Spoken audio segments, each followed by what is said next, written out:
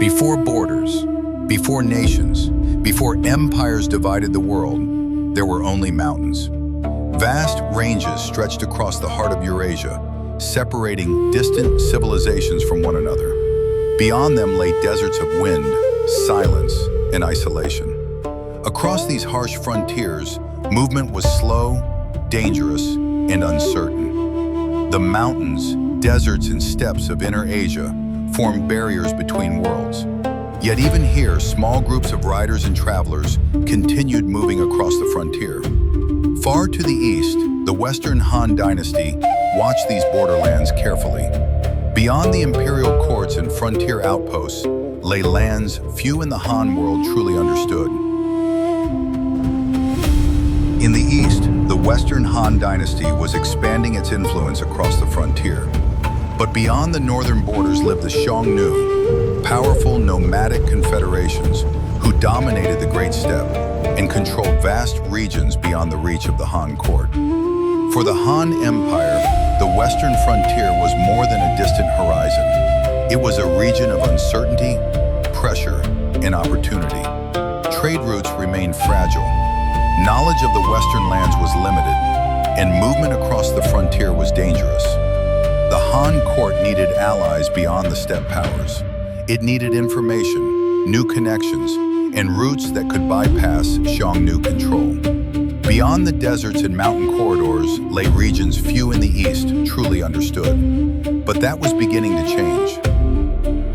In 138 BCE, the Han court sent an envoy westward into lands few in China had ever seen. His name was Zhang Qian.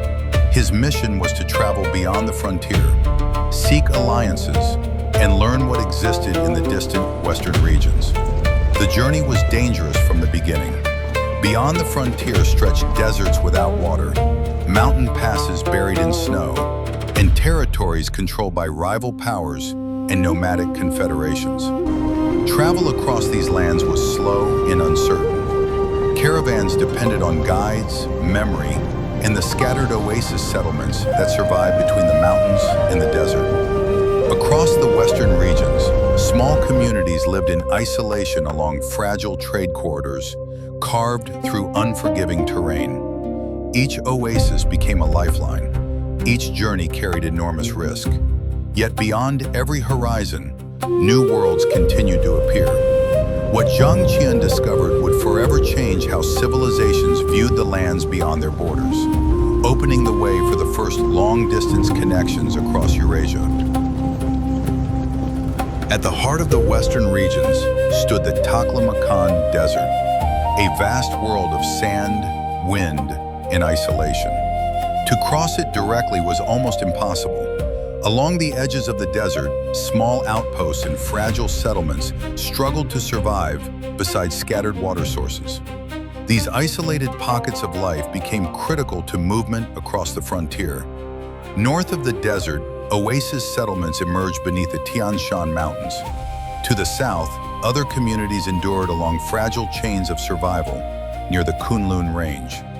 Caravans moved carefully from oasis to oasis, crossing narrow corridors between mountains, sand, and shifting winds.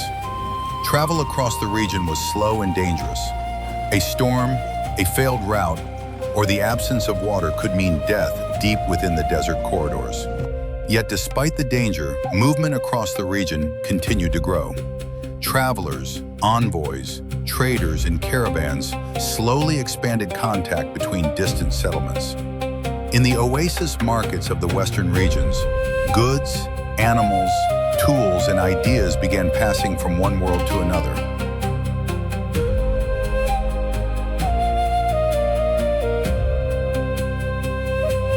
From Dunhuang, the routes divided around the Taklamakan Desert, forming northern and southern corridors across the Tarim Basin.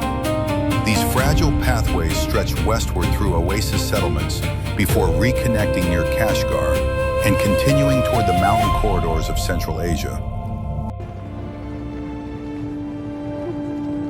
Beyond the desert corridors lay fertile valleys and mountain kingdoms unlike anything the Han world had known. In Ferghana, the Han encountered powerful horses that became legendary in the east. animals admired for their strength, speed, and endurance across long distances.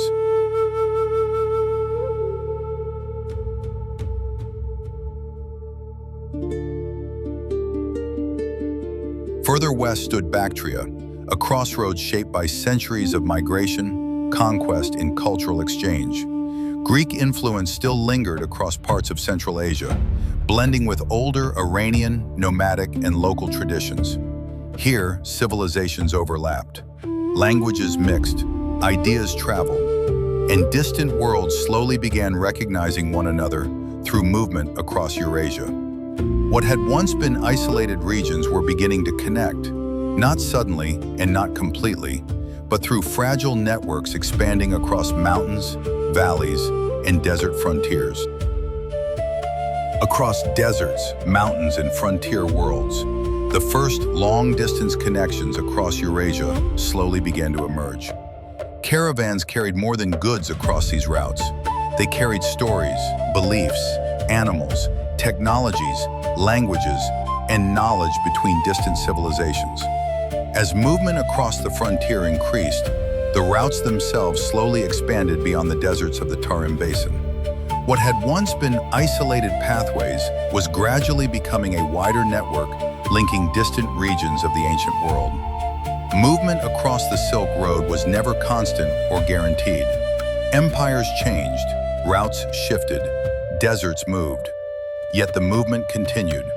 Across caravan corridors and oasis markets, people from distant cultures slowly encountered one another through trade, travel, and survival. From the frontier settlements of the western regions to the valleys and mountain corridors of Central Asia, isolated worlds gradually became connected. Over generations, the Silk Road would grow into one of history's greatest networks of exchange. But in the beginning, there were only travelers crossing the unknown. Small caravans moving beneath endless skies, searching for pathways through deserts, mountains, and silence. And somewhere beyond the horizon, the road continued. Over the centuries, these fragile desert pathways would continue to expand, linking civilizations across Asia and beyond. Empires would rise and fall along these routes. Religions, languages, art, science, and trade would travel across mountains, deserts, and generations. What began as isolated journeys across unforgiving landscapes would eventually become one of history's greatest networks of human connection.